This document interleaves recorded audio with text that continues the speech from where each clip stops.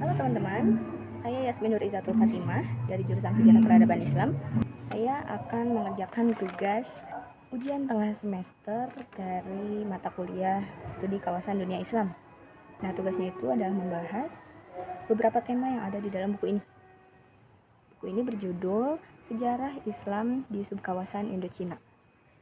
Karya dosen saya yaitu Dr. Asep Ahmad Hidayat MAG, yang biasa kami sebut Abah.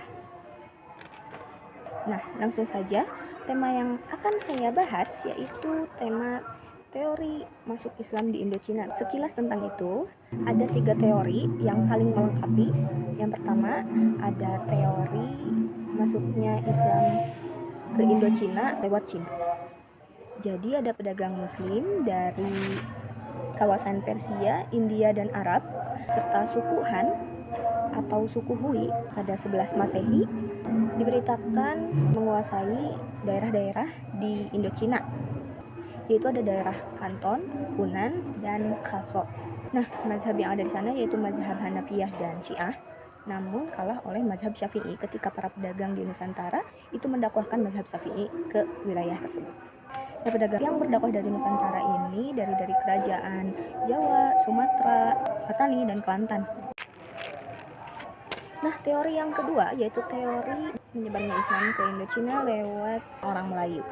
Orang-orang Melayu ini berasal dari kerajaan-kerajaan maju pada zaman itu, yaitu kerajaan Patani, Malaka, Aceh, dan Jawa pada abad ke-12 sampai 14 Masehi. Singgah di daerah yang namanya Linggor dan Singgora. Mazhab yang mereka bawa yaitu mazhab Syafi'i, dan mereka itu membawa ke daerah Champa. Kalau sekarang itu bagian tengahnya Vietnam, yang kerajaan Champa itu udah runtuh jatuh ke tangannya kerajaan Anam pada abad ke-15 Masehi. Nah, ada teori yang lain nih, teori yang ketiga dari dosen pembuat karya buku ini, yakni Abah Dr. Asep Ahmad Hidayat MAG, bahwa katanya bukan hanya dari Melayu, tapi Islam di Indochina juga disebarkan oleh pendakwah-pendakwah Arab. Nah, menurut tokoh yang bernama J.A.B. Wiselius dalam The Franschan in Indochina, halaman 5 menyebutkan bahwa kutipannya seperti ini. Orang-orang Arab dalam pelayarannya ke negeri-negeri tersebut telah melancarkan propaganda dengan cepat, dan kendati pun anak negeri di sana tidak menerima peraturan-peraturan mereka, namun orang-orang Arab tersebut berhasil mempengaruhi lembaga-lembaga resmi supaya memeluk agama Islam. Selanjutnya pada halaman 153 disebutkan bahwa orang-orang Islam dari Cina atau disebut Indochina dan Pulau Jawa datang dari negeri yang sama, yaitu Coromandel.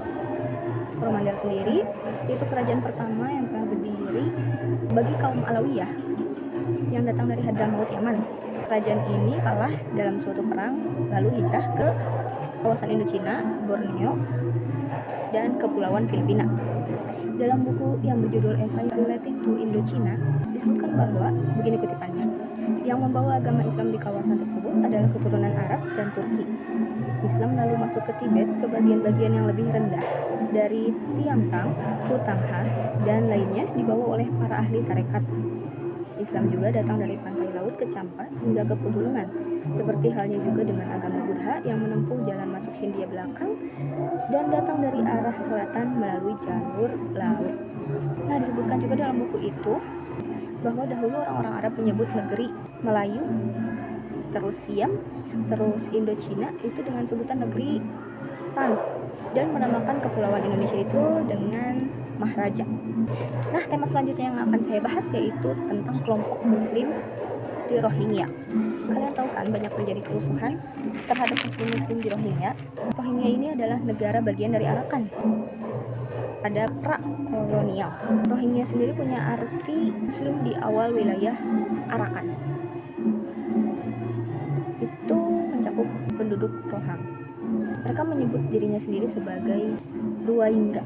Mereka itu merupakan keturunan campur antara pedagang Arab Persia dan wanita pribumi pada abad 7 Masehi sampai 9 Masehi. Mereka itu setia pada Inggris ketika kependudukan Inggris, karena pada saat itu Inggris memperlakukan kehidupan mereka dengan baik, sehingga pada masa kependudukan Jepang mereka mulai didiskriminasi atas kesetiaannya kepada Inggris. Nah, diskriminasinya oleh siapa? Oleh penduduk Myanmar yang berkeyakinan Buddha, sehingga mereka harus diusir ke Bangladesh. Nah, asal-usul muslim di Myanmar sendiri yaitu dari Bengali India. Nah, hingga sekarang setelah kejadian itu, masyarakat Rohingya menjadi masyarakat muslim yang paling miskin dan parah dalam menerima penindasan dan diskriminasi. Nah, penduduk pantai Arakan sendiri belum diketahui asal-usulnya, seperti tidak jelas begitu. Yang ada di sana pada awalnya yaitu dari India sebelum Rohingya tadi mengungsi ke sana. Menurut Thomas W. Arnold, setelah ke India, pedagang Islam itu yang dari Pangkalan Benggala melakukan perjalanan ke pantai Arakan, lalu ke hilir Burma atau hilir Myanmar pada 9 Masehi.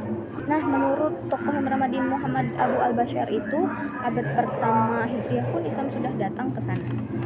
Ke ibu kota dari Arakan yang namanya yaitu wilayah Aikab. Selanjutnya yaitu tema tentang sejarah penindasan terhadap muslim, terutama Rohingya.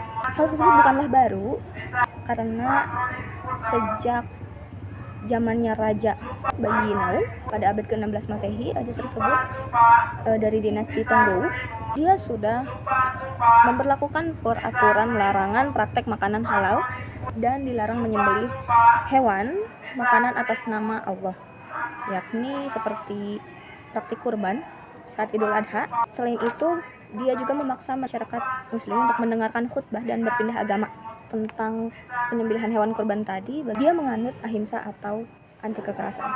Diskriminasi itu berlanjut sampai pada raja yang bernama Godawiyapa di kota Ava yang merupakan ibu kota dari kerajaannya. Ada ulama yang ditangkap dan dibunuh dari kota Midu karena ia menolak memakan daging babi. Konon dalam tradisi lisan ada peristiwa 7 hari 7 malam itu mereka dilanda kegelapan, sehingga raja tersebut meminta maaf dan sadar bahwa 4 ulama tadi merupakan orang suci. Masa pemerintahan Inggris, seluruh kawasan negeri Myanmar itu mengalami krisis ekonomi. Selain itu mereka juga mengalami xenofobia. Xenofobia ini adalah anti terhadap orang asing. Mereka itu merasa takut dan terancam.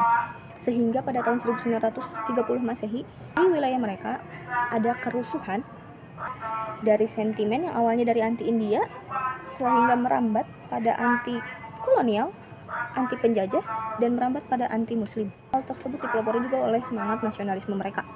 Nah, karena 2 tahun sebelumnya ada kejadian harga beras itu jatuh melebihi setengah harga awal di seluruh negeri mereka, dan saat itu yang berhasil menguasai itu adalah 20% dari rentenir India. Mereka menguasai banyak tanah pertanian mereka. Muslim di Burma ini juga dianggap sebagai orang-orang India karena memang mayoritas mereka keturunan dari sana. Sehingga yang mengalami diskriminasi yakni Muslim Burma, lalu orang India, dan orang-orang Hindu India dikenakan sebutan kala dan mengalami penindasan tersebut.